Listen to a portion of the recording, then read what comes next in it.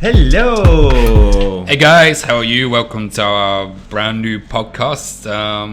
What are we going to call this? You can pronounce first, please. I think we're going to call it the restaurant. The restaurant, because... Like the last four letters spell the word rant, R-A-N-T, and that's what we love to do. Rant. Especially this guy. We love to go on a rant. So that's the idea of our podcast, is we are just going to sit here, talk about all things restaurant, and have a rant about a little everything, bit of right? everything, like our chef point of view about restaurant guests, food, environment, jokes, side jokes, black humor.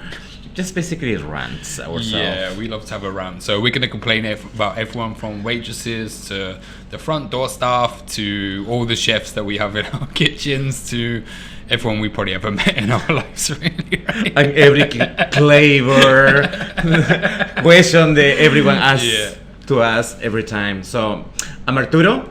I'm Simon. And welcome to The Restaurant. Do I pronounce perfectly? Yeah, I think that was good. Let's see how we go for the next few episodes. Okay, perfectly. So I think we should talk about ourselves first. Yep. About you. Totally. Yeah, let's start with you.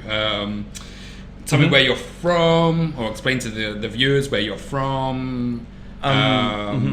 And tell us where you're from first. I like your story. I think it's quite interesting. Cheers. Water. Just water, by the way. Actually, no. Do you know what? Forget this water. I think the best is... Oh my god, I love how you always are ready. We have a bottle of wine. Because Why I not? think that we probably talk better over a bottle of wine, don't we? Two chef and one bottle of wine, true honest. Every time we get together, we're always drinking. And We always... Oh yeah, actually. we're always drinking. Every time we get together, we always have a drink. So I think this talks to me better over drinks. So Exactly. cheers. Chin chin. Chin chin. Well, Yeah, so tell me about you, where you're from, exactly. I'm from Peru, Yep. originally from Trujillo. It's a city on the north of Peru. It's a beautiful, magical city. I came in here to Hong Kong 9 years ago. Yeah, exactly 9 years ago, 2012. Yep. And then since then, I get in love with Hong Kong. In Peru, I grew up in Trujillo, of course, but I grew up more in the north, Piura, where it's super hot, beautiful beach, seafood city. My high school I did in my hometown, but my studies in culinary I did in the capital, in Lima, for 2 years. Then I developed my career around Lima for a few years, and then I moved to Cusco, which is the capital of culture, let's say that way, of Peru, because we have a lot Inca Empire growing up there. Not growing up, this is the wrong word. I mean, stay there, like Machu Picchu is near to Cusco. It's a lot of strong cultural. We have a story. Yeah, you have a We can story. explain something about this probably in later episodes. We have stories about this. I still hate you for that one. Yeah, anyway, so tell me what was it like growing up in how I'm gonna say this wrong, Trujillo? How do I say it? Trujillo. Trujillo. Trujillo. Is that right? Trujillo. What was it like growing up there? What was it like? Is it a big town, small town? What's the food there like? Trujillo is a small town. Mostly I grew up between Trujillo and Negritos. Negritos is a small town in the north of Peru, which Which one is bigger? Trujillo is more bigger than Okay. Negritos. So for my father's work, we moved at early age there when I have 3 years. No, my first memory mostly is in Negritos and Trujillo, and was amazing city to grow up because it was a small town. Surrender about it was funny town because it's like going down to the mountains, no, to the sea, to the beach. Okay. So from my you will funny, like how you call your no, it's not backyard, the opposite one of backyard. Front yard. Oh, front yard. I don't know. I guess. Yeah. Anyway, so your front yard. Okay, so from my front yard, Yeah. I can see all the beautiful beach of Negritos. Yeah, it was beautiful growing up there. A lot of memories, and then my high school I did more in Trujillo, which is a different way how to live the life than Negritos. It's a little bit more faster. Yep.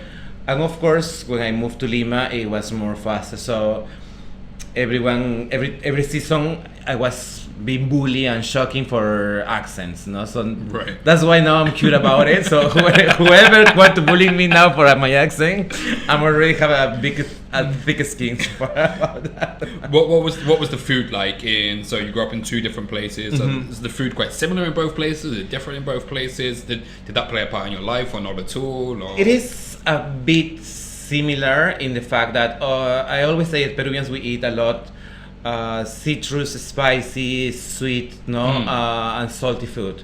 So in that spectrum was always kind of the same. But of course the differences is that mostly like ceviche, for example, more in the north they prefer marinate more time the ceviche in the lime juice. In my hometown is a la minute, no? So it's a bit the difference. So each region in Peru have different way how to cook, a bit more intense, no? But in the end of the day, all the north, well, all Peru have a really beautiful food, but the food is slightly different. You will recognize when something is. It's hard to explain it, but yeah, it's just about you taste it and you says, oh yeah, of course this is from Trujillo, this is more from the north. No, I think in the north they cook with more oil. Okay. So it's greasier, or yeah, it's greasier. And what do you cook with in the south? And you still use oil, or you use like pork fats, or in the south of Peru, most use pork fat. Okay. No, pork fat, oils also, but the way how they cook is less. It's a bit less oily, but more flavors in herbs. Okay. It's more herby, no, because they have in Mondes they use more herbs. No, not just coriander. Coriander is our mostly herb that we always use it. Most in Peru, but in the north, in the south, I mean, because it's more mountains, they use more other herbs like mint, like muña, which like a cando Andean mint. So it is really different the way they cook, but it's still so good. Okay. And what got you into cooking? I mean, is it an early memory? Do you have an early memory where like, yes, this is my life, this is what I want to do? Or was it you fell into it by accident, or how did you get into cooking? I think always I love to cook. For example, always I was in the kitchen with my nanny, with my mom. I learned how to cook for my father. My mom is not that great cook, but she just make food for make us survive. Like I eat it, no. But then I feel you on this one. yeah, I know. I think so many people have that one. But then when I need to choose what I need to study, my first career was architecture. Okay. Because I love art, I love design, I love everything. But also I love to cook, because at that time I was cooking a lot at home. And then someone asked me, like one of my uncles, oh, why you don't be a chef? Like, what is that one? My knowledge about chef life, I didn't know was much at that time. But when I'm starting search, know what's going on, and we have kitchen schools in Peru, I says, why not? Let's try it. And if I don't like it, I can choose different path. Yep. You know? I get convinced because see a chef in white uniform looks amazing, beautiful. At that time was the trendy career, so I says, I want to be that person who looks amazing and have a lot of money. Prestige, yeah, exactly why. But then when you learn the real truth, it says, chef, damn it, well, I choose this one. Very true. So, I mean, is cooking still your way forward? Is that, or do you ever see yourself diverging off into something else? I think I love cook. I love cook, not for myself, obviously, it's not for people to make happier, to create memories. I like to cook to create unity, but also I think I want to express myself about my way of cooking, which is Arturo is not just a cook person, also it's an art. I love fashion, I love music, I love dance. So I try to put all that together in that art. I think cooking is one of the more hard art to make it, because. So do you consider food art? Do you consider food art? Totally. Okay. Absolutely, yes. Because I think this is a big debate between chefs and non-chefs and foodies and whatever. It's like, is food art or is it not art? For me, it's not art, personally. But I know a lot of chefs and a lot of foodies or whatever, or people that go, or the no chefs that say it is art. So for me personally, it's not art, but for you, it is art. It is art because you need to think about it. you have different artistic way Mm. that you express yourself. You have the dance, you have the music, the singing, no, the painting, no, and this is beautiful art. Yep. And also create be an architecture is also be artistic because you need to design something. Architecture is not just design a square place to live, it's also make it comfortable Of and course. make many things. So it is an art, no, to make someone comfort. Art basically express yourself and express some situation or message that you want to transfer about that one. I believe in food also you do the same thing, like you express a message about culture but also express a lot colorful items in the place. So it's about designing, it's about thinking, it's about create something that people will remember or maybe not. Yeah. Sometimes maybe not. It depends who's cooking for you, right? Exactly. Some people is like, no. So anyway, let's go back. So you said your uncle was the one that said, okay, why don't you become a chef? How so? In high school, do you cook in high school in Peru? Yeah, I was all the time cooking. In high school? Yeah, I mean, it's an actual subject in high school? Being no, not in the high school. High school is not at home. Okay, only No. at home. But at school, you don't learn, they don't teach you how to cook. Okay. So in the UK, they teach us how to cook. Oh, really? Yeah. Well, it depends where you go, because I went to a public school, so they teach you how to cook. Okay. But in private schools, they don't teach you how to cook. Oh no, I supposed to be learning English in a private school because I was in a private school, but I never learned English at that time. I learned English here. That's another story for another day when I first met you. So how did you go? Like, okay, this is your uncle suggested. What was your next step into becoming a chef? Where did you go? What did you do? You finished high school. Was culinary randomly school? funny because I was debating myself what I should do because it's cousin wants to help me to do the studies, no, because at that time my father passed away a few years ago. So How old are you at this point? how How old are you? 16. 16, okay. So my and cousin you finished school what age in Peru? 16. 16 you finished school, okay. So the next step is choose what you study. So Right. 1 year I was in debate what I need to do. So I was be prepared to be in university. So many numbers and so many things that I like. Really. But then I be honest with my cousin. Like I said, thank you so much for the opportunity. I will check my path. So then for a while was a friend told me like, oh, it's a like course about how to cooking, in this place. So I says, why not? I will try, because already I hear about it, be a chef. So I just go there for 3 months. It was amazing. It feels good. I remember the first time when I learned how to pronounce Brunoise was Brunoise. Yes. Even in English, it's the same. Yeah. So Brunoise, yeah, it's like Brunoise and Julien. Julien. No? Instead of Julien. It's like, No. We Spanish that word. Yeah, It's like yeah. Juliana. La Juliana.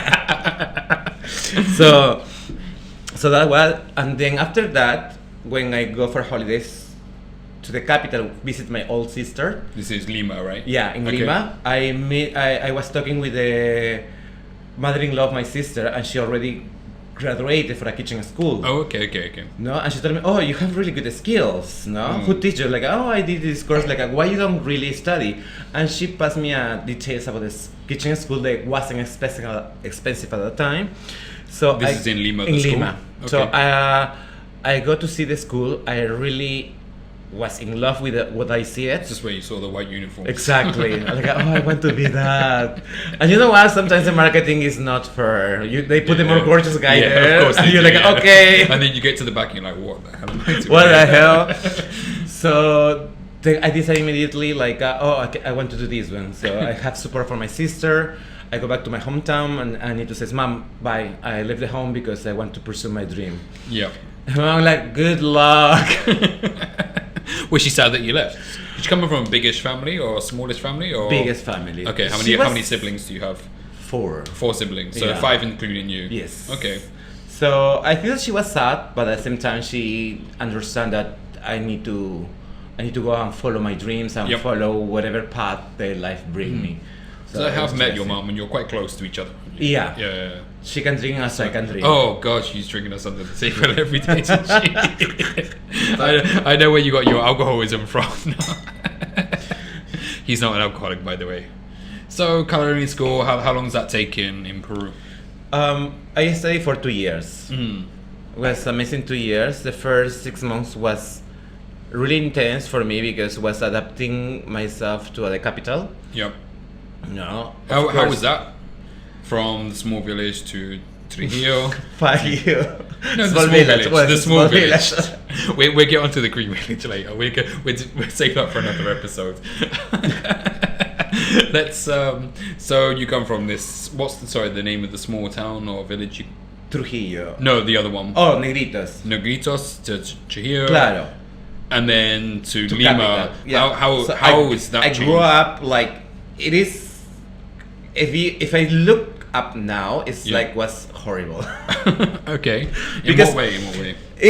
In a good way, it was horrible because I grew up in a small town, no, where you are near to the beach, you are near to the everyone. But the fact that my father was a manager in a club, for the engineers for petroleum, so it was a high class. Okay. So always I live in the middle of everything. Okay. So something high quality or something high standards or high class never amazed me. But it still amazed me, but never that like, oh wow, I never see this one. I see this one before. So always I get underestimated about that things, because this coming from a small town, he never do this one, he never I've done this. Yeah, I grew up when I was kiddo. All the summer I need to have at least swimming, dancing, piano lessons. So all that stuff. maybe you don't understand this phrase, but in English we call it like country bumpkin, which means you're from the countryside and you don't have like you don't have a clue about the big city. Exactly. So that's what they thought about you. Exactly. But you do have. I don't have a clue about a big cities at But the you have time, an but idea. an idea. But No, you've done I the things. live like a high standard quality of life. Yeah. No. Yeah. So They it's- thought you had a simple way of life. Exactly. But you actually They thought that I was just farmer. Yeah. That's Basically. that's what I'm trying to say. And Yeah, this is in every country happened that one. The capital people in the countryside are just farmers. Yeah. No, and what's interesting how that what happens. Happened to me when I moved to Trujillo. They was teasing me about my accent. No, not teasing me, bullying me actually, because my accent in the north, when I grew up, it's more like a singing. No? Okay. In Trujillo, it's different way how to speak. So always they was teasing me for my accent like a tuk tuk tuk tuk, like something like a. But also in the north, is that where more of the natives come from, or is that more of the south, or My like the relatives, Incas? my No, the family- Incas. Incas? Like the natives to The Peru. you have different cultures. Incas is Okay. more like south culture, Okay. by saying for all Peru, which was our large culture. But then you have a small cultures, bigger and important before Incas, in old Peru. No. Okay. So the culture, I actually from my region I coming from is Mochica. Okay. So it was a really huge empire, like I just wondered if that was part of the bullying, but obviously that didn't. Affect no. Okay. No, what's part of the bullying? It's just the accent how we speak. No? Right. Okay. Like So- same as in UK when you are from Manchester. Oh, there's a million different accents. in the UK. Exactly, It's a million. same. Yeah. We all make fun of each other wherever you're from, but it's more playful, I would say. So you've done culinary school. You've eventually integrated yourself into Lima. Mm-hmm. What's your first job, and how did you get it? First job was working in catering. Yep. We call concesionario. I don't know how to say that in English. Like you do a catering Catering company. Catering Okay. company. Yep. So I was working for a government place. Okay. They have 900 people there, and I was working in the kitchen to cook for that 900 people. Wow. So I started my shift at 6 a.m. But I need to clock in 6 a.m. with the uniform. So that's me. I need to be at least 5:45 there. So from my home to there took me 45 minutes. So I need to wake up every day 4 a.m. And then I finish at 5:30 because I tell them I cannot be till 7 because I have my kitchen school. And thanks God at that time was so close, like a 10 minutes walk from that place to my school. Okay. Were there a lot of people from your school that would do this? Because it's so close, or did they hire people from there? No. Specifically, I no. was the only one studying. Oh, okay, in that okay. company, most of the people just working every day without studies because they Right. don't want to. They just want to have the money. I just working because I need the money to keep going my studies. And was really harder to be there because like cooking for 900 people, I was like the first day I was like, okay, you wash the potatoes. It was like tons and tons and tons. Yeah, and you were like sacks and sacks and sacks of potato being there as well. Don't worry. Yeah, it's like, but it is interesting. Yeah. And what's your first salary? You could tell me in your local currency and then try to convert it into Hong Kong dollars. Oh, And- my first salary, 2,000 Hong Kong dollars. 2,000 Hong Kong. Yeah. That's about £200. That's about $260 US. That's per month. Or Yes. per week. Per month. Per month. 260. Oh, I wish per week. Per week I was feeling so rich all the time. Seriously, like bitches, I don't need to study anymore. So 2,000 Hong Kong, yeah, about £200, about $260 US a month. Does Yeah. that go quite far in Peru, or is that nothing? It's at that time was a bit something, Yep. no. But How, it's how old are cheap. you that you're 18 at this point? Your first job? 17. 17. Yeah, 17 years. Had old. you started partying already at this point? No, yeah, I was so No. naive at the time. Because I mean, it's a massive part of a chef's life, and even in my first job, you'd start like I drank before alcohol, but just going out was like, chefs are the ones that corrupt you in this right. I mean, they knock you down, they build you back up, and luckily I think we have a high tolerance to alcohol now because of this job. But so you hadn't started drinking at this point. So Oh no! I was drinking. I mean, but going out to bars, going out, nightclubs, no. because I having the. So what I was doing, just drinking at home with my sisters. Okay. With my sister and husband, Yep. no, because they love always was alcohol in that house, no. And then I'm coming from a alcoholic family culture. I can say that one. No. During the club. Yeah, and then the only way I can do alcohol is at home, no? Yeah. At that time, so not yet bars. I remember the first time I did a bar was without the concern of my sister, and I have in my director of the school, no? He has a special event that night, and he let us go, not tell a certain type of guys like, hey guys, you want to be part of this event, no? So we were like, yes, sure. It's like an opportunity to really cook. Not in the kitchen schools, no, it's just for real people, no? They will eat that, and we were so excited, so nervous to cook, Of to course, do it, yeah. no? And then after finish everything, he coming and no, brings us money, and we're like, what? No, this is a tip because no, we know, no. And one of my friends like accepted Arturo. I'm like, okay. No, so after that, I was thinking like, oh, I have some money, I will home, I will buy something tomorrow for my lunch with my family, with my sister, so no. And one of the friends like, shall we go to the downtown and have some drinks? So like, oh, come on, Arturo, like, why not? Yeah. So it was the first time I go out properly to a bar without my Okay. sister. Oh, this your family. Yeah, Okay. without my sister, that was first time, and then I just tried to call her, but you know what? It's that also old history that I didn't have a cell phone, so I need to call with the coins. You remember that time, no? So you put your coin, you like tick tick tick. Hi sis, you know what? Like, and then the coin gone, and I don't want to put more coins, so I can buy. But I don't have any more coins. I don't have any more coins. And then supposed to be go early. And then I arrived home like 7, almost 8 a.m. And my sister was crying. She was so like, where are you? Like, but I told you. No, I didn't because, oh my God, you just have one coin. I don't have more, so I cannot call you more. And then she was like so upset with me. No, like I says, but how on earth you coming this hour? Like I don't know. I just go when it was night, and when I go out it was day. So I don't know what happened. I was having a proper conversation. No, actually I was very drunk. Do you remember your first night out with a group of chefs when they're like, okay, we finished service, let's go out? Because Okay, for me, like being a chef, I was 16 when I first became a chef. Like my first proper job, I was 16, and you're intimidated because everybody they've been there for a long time. Yeah, or I mean, okay, the youngest person was at the time 21, but when you're 16, 21, it's like, oh my god, you're so old, right?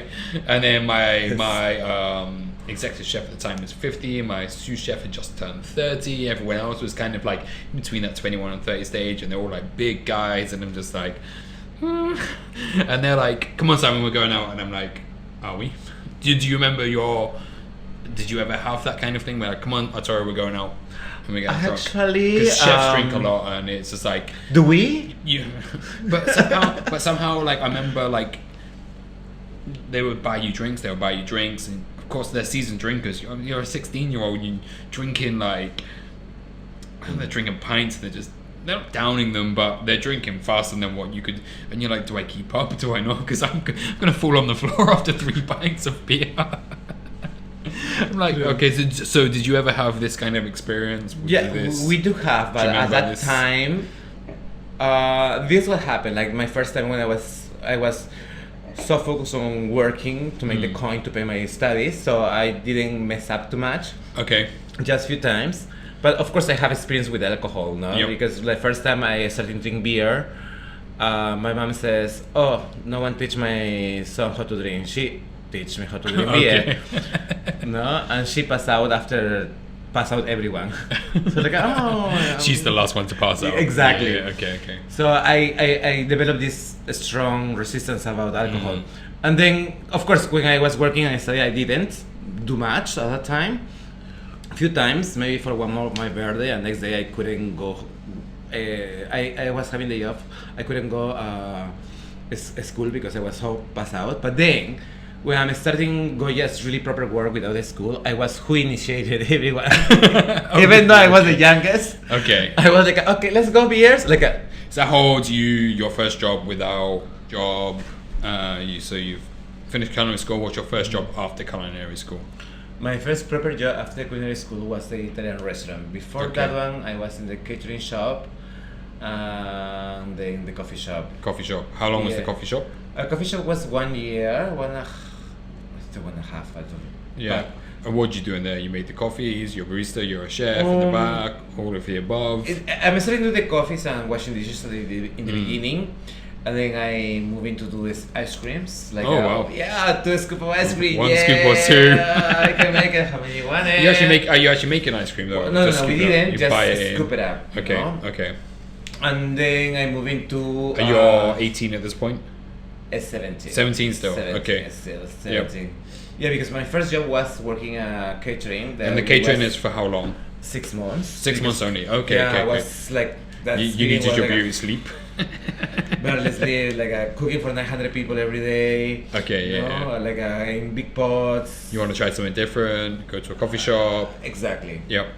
So that's the last year and a half. You work your way around all the positions, I guess. Yeah, in the coffee shop, I be around all the positions. Yep. No, I like it to do the. Of course, I started to learn the griddle burns. Yep. No, because I didn't see the fire in the beginning. I was like, what? Oh yeah. No, it's fire. Yeah. Still scarred to this day. Yeah. No, but then I learned how to move all around all the coffee shop. No, which was so small. I was like 1.5 years. Like my last year of the culinary school. It was interesting to work there. Yeah, and then from then.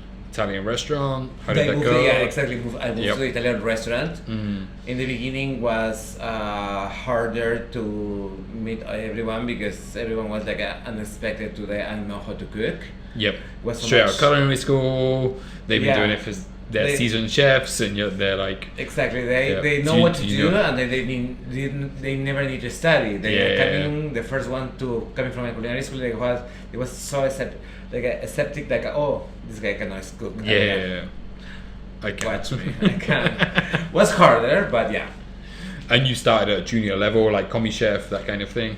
Yeah, I am starting at junior level. Like I'm starting to be first part of the salad team. Yep. No, at the same time wash pots. No. And I remember many times my chef throwing the pots in the sink as usual. And then one day I was washing, like this is not the way to wash. That's why you pay your money. And like I pay my money in culinary school for teaching me how to cook, not how to wash. Of course, that was a bit arrogant of myself. Yeah. But I need to stand up. But at that age, you think you know everything, right? But when you look back, you're like, oh, I wish I'd listened a bit more. 'Cause Yeah. I have stories, some very similar, which we'll find out later on as these podcasts go on. But yeah, you think you know everything when you're 16, 17, you're 18, proud that, Yeah. that you study, you do this one, you do that one, and then you didn't pay money to know how to wash pots, but afterwards you know how really important But it is to wash important. pots. It really is important, right? It's Because really if you important. can't, because you respect the dishwasher, the KP, whatever you call it, right? You respect these people. It's like when you get a burnt pot, you're like, I have to, like, and the burn's like that thick on the bottom. You're like, I have to wash this now, and then you realize as a chef, I'm never going to do this, right? Or I'm going to help out. So you try your hardest not to. It teaches you some respect, right? Exactly. No. And also because if they want.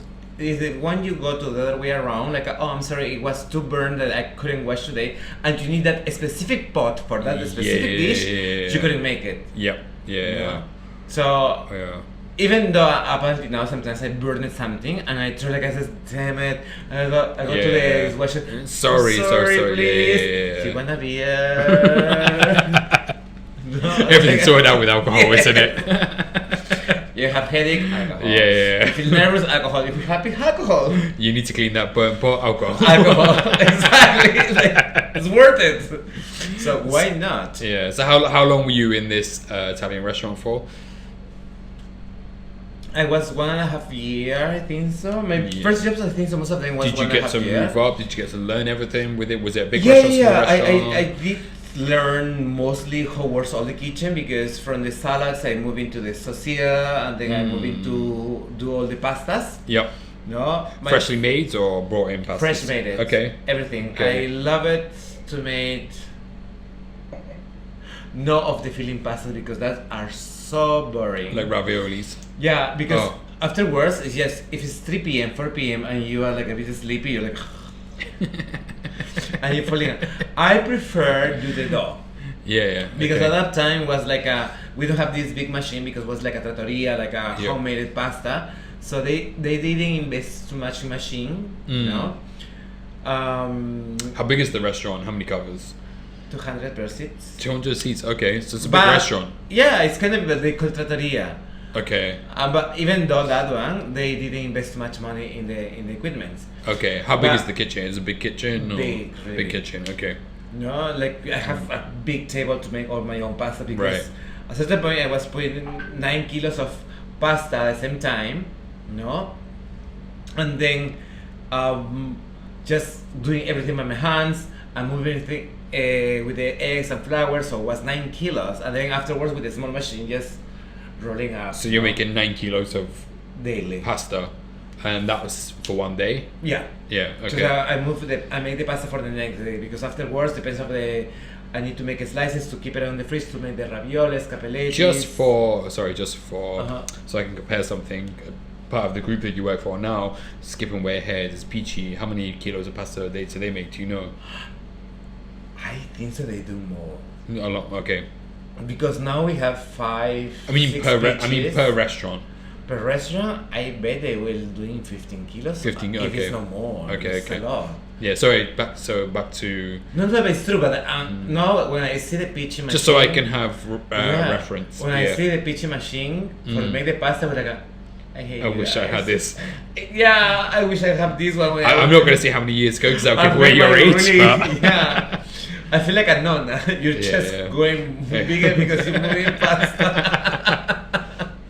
Seriously, but it was interesting, beautiful memories now. At that time, sometimes it was a bit annoying, because you're growing up and you're starting learning things, and also it's about like respect the food, respect the location, but also you want also earn respect. But the only way you earn respect in this career is that you do your job good. Yeah. But also you need to stand up.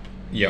You know? So I don't mean like you need to be mean with your chef or your boss. I mean like you need to be firm in your terms. Yeah. Because when you prove what you are made of, you need to stop a certain point of bullying. And unfortunately, this career is about bullying also. Yeah, it is. I mean, it is. I mean, but you say, I don't know for your case, for my case, you say bullying, but it's, for me, it's not bullying, it's character building, right? You're 16, 17, 18, you come in, you think you know everything, and they knock you down. They knock you down to the furthest point, and they build you back up to their way of thinking. And the next person comes in, you do exactly the same kind of thing, right? You knock them down, you build them back up, and then they get it. And it's like, I think in any other industry, it would be called bullying. But in this industry, the industry that we're in, I don't think it is bullying. I think it's you're right. It's you, to be a chef, you need to be mentally tough. And maybe this is a discussion we can get into sometime later as about mental health within kitchens, which I know is a thing. But I think that compared to other jobs, chefs don't have emotions. No, I don't think they have very many like mental problems where they'll go into a mental breakdown. I mean, there are chefs that do, don't get me wrong, but I would say it's a smaller percentage to other industries. And I think maybe the higher percentage would be on the floor staff, the bar staff, compared to chefs. Because I think the way that we're trained when we're younger is we're knocked back down and built back up. But I think that's another story for another day. And yeah, it's true, because it's like I remember in my back in my days, it was like when I was washing pots and dishes, I was always receiving frying pans, and I was like, hey, no. But that built my character. Yeah, but I mean, that built that thick skin. I had bags of flour thrown over me. We used to have this big walk-in fridge, and it would have like a big dustbin in that's probably up to, well, at the time it was probably up to here on me, but now it's probably up to there. Had cold free, because it's in the fridge, or had freezing cold water, almost freezing cold water. They keep potatoes in there, peeled potatoes in there, so they stay fresh. I was turned upside down and put into that bin, and I was in a state of shock. But I didn't consider it as bullying. I just consider it as part of my like initiative, as like character building. And okay, like I actually went in a state of shock, and they felt sorry for me. That's another story. But it's kind of like I didn't consider it I didn't feel bullied. I mean, bully sense, right? In a certain point when they mistreat you, not for the job they bring you, because of course, if you're the newbie, you will do the job that no one wants to do, like peeling and wash potatoes. Yeah. Who wants to know? If I'm working a year in a restaurant, I don't want to wash potatoes. This is my, okay, so we'll get into this later. I didn't go to culinary school. This is my problem with culinary school, is you learn all this amazing stuff. Yes. You go into a restaurant, but you start from zero again. You have to start peeling the potatoes. But the 2 years, I mean, let's say we were the same age, let's say we started exactly at the same time. When you're at culinary school learning everything, I had those 2 years of peeling potatoes. So if you come into the same restaurant as me, I would have been 2 years advanced of you, because you now have to go back to the bottom, right? I mean, that's just the way it is. They don't give a shit. No chefs give a shit if you've been to culinary school or not. I mean, it's good for you because you get to learn, like I say, French techniques, French names, blah, blah, blah. You get to learn all this kind of stuff, which is amazing because it's something that will stay with you for life. But in terms of practicality, in terms of working in a restaurant, it's like you do this and you're like, oh my god, I have all this knowledge, all these skills, blah blah. You get into a restaurant, they're like, no, you're starting from zero again. We don't care where you've been, right? Exactly. Because they've been through the same. I mean, a lot of chefs have been to culinary school. They've been to the same thing as well, right? So it's like you. I guess you would think, okay, I start in the middle, chef de partie, something like that. No, you start as a common. You start from the bottom. Yeah. It's what I learned when I was in the culinary school, because somehow we are spoiled, because usually culinary school, they teach you how to make, let's say it, ceviche. Yep. And you have 1 hour to fill up that class. Yep. So you have all the freaking time to peel and cut the freaking fish. And you do just in a small portion. Yeah. But in the real life, it doesn't take 1 hour to make ceviche, right? 1 hour, you need to cut at least 10 kilos of ceviche. I know, I could say, you need to, in 1 hour, you should be making ceviche for about 100 people. Exactly. Plus, I mean, minimum, right? But exactly. So with a really nice wastage and everything, and clean up your area because the chef won't come in, and so when you're studying the culinary school, they spoil you at a certain point that you feel like, oh, because I'm the culinary, I'm like, of course they come in the bullying from the other chef that they was, as you say it, 2 years peeling potatoes, now you deserve to bully someone else. No? That's what part of I call bullying. But then It's right, and I'm agreeing what you say when it's like a building character. Yep. You know, you need to build your character because Yeah. you don't need to expect that like someone will bring you a star. No, that's not happening. That's not happening at all, is it? Well done, No. you made your first ceviche. Here you go. Oh, you my fed God. Oh, you fed claps, 10 claps. people. Well done. Exactly. Anyway, no. stop. Arturo did this. Yeah. No. It's like, come on, you need to speed up. Like I remember. I need 20 ceviches. Yeah. What is? I remember we like my first job. We make like scrambled egg for 100 people, and we're like making the eggs, and they're like, "Come on, Simon, you need to hurry up because they're about to walk in 10 minutes, and you're like halfway through." I remember my one of my very first jobs I ever did was cracking an egg. So and I still see like chefs cracking eggs today. They crack one egg and they use two hands and they open it. My chef just absolutely bollocked me for this, and it's like, no, one hand, one egg. But he taught me after like 2 weeks of being on the job, two hands, two eggs. And I was just like, he said, don't worry about the shell because you get like conical sieve. Filter. Like a conical sieve, yeah. There's a name, I forgot the name for it now. It's been in Hong Kong. Do you find that you forget all like the culinary terms being in Hong Kong? Filter, the chinas. Yeah. Oh yeah, that's it. Yeah. But do you find like being in Hong Kong you forget all the culinary terms because you're speaking because everyone has so many different languages and they don't know French techniques. You're like, I forgot what that is now because all the technical terms. True. Anyway, yeah. So he's like, don't worry about if the shell falls in because you're using the conical sieve, and it's like, don't worry, just throw them in, use the whisk, smash them through. We need we need those eggs now. And it's like, okay. It's like. You just like I say, crazy. You see your nan and your mum cooking, and they're just la da da da da. Life is perfect. The birds are singing on the window. They're sitting there. You bake the apple pie. It's like, no, that's not a chef's reality. That's what I was excited in the beginning to be a chef because I see this immaculate person with a white costume, bringing out this one perfect apple pie like this, and you're like, I want to be this guy. Yeah, and then when you see it real through life, that you are running sweaty with all the sauces coming through to you, and you're like, you know what I mean, all disgusting, and you cut your fingers, and someone says, "Oh, cure with saliva," and then you keep keeping going, put the glove, and you just like, I don't sign up for this one. But then. You're learning what to do, and you learn that thick skin. That's why. This is what I will say. The difference between, because I like in the restaurant I work now, because I get to talk to a lot of customers that love to cook at home. Like they don't necessarily live in Hong Kong. They live in other places. They have big kitchens. They're like, we do this, we do that, and they're like, oh, but we're not as good to cook as you. And I'm like, no, you are. You probably make better food than me sometimes. Yeah, of course. Sometimes we make better food. And the difference is we know how to run a professional kitchen because we've been brainwashed into how to run a kitchen.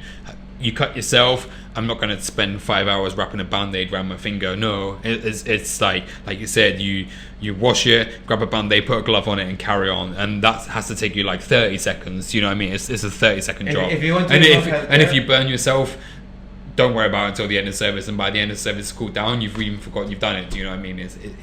That's the difference between a home cook and a professional chef. It's like, there's some amazing home cooks out there that cook way better than me or yourself or a lot of chefs out there, but it's that's the difference, is we know how to run a kitchen. It's run a kitchen with a character and put it to everyone to do what they need to do and done what we need to do.